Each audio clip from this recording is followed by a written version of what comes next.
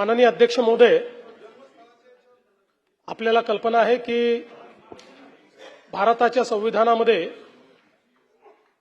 Directive principles of state पॉलिसीमध्ये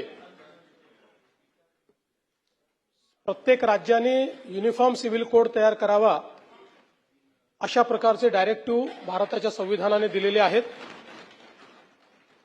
आणि त्यानुसार 2026च्या अर्थसंकल्पीय अधिवेशनात समान नागरिक कायद्याच्या अंमलबजावणीसाठी तो तयार करण्यासाठी समिती गठीत करण्यात येईल अशी मी घोषणा केली होती।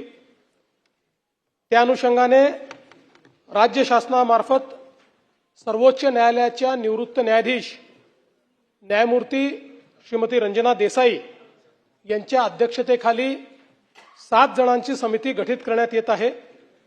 समितीची रचना खालीलप्रमाणे आहे।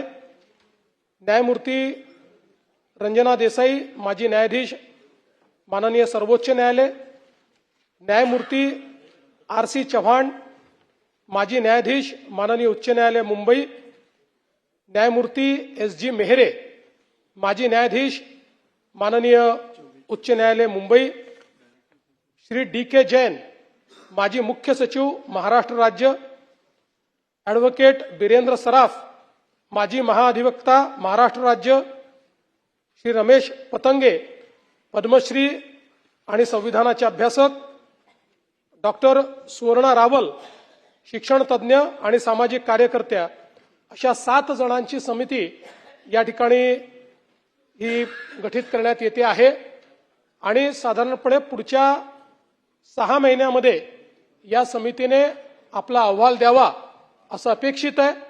आमचा प्रयत्न असेल की अशा प्रकारचा अहवाल घेऊन आपलं जे नागपूरचं अधिवेशन आहे, शीतकालीन अधिवेशन, या अधिवेशनामध्ये हा कायदा या ठिकाणी दोन्ही सभागृहापुढे आणावा अशा प्रकारचा प्रयत्न आम्ही करणार आहोत।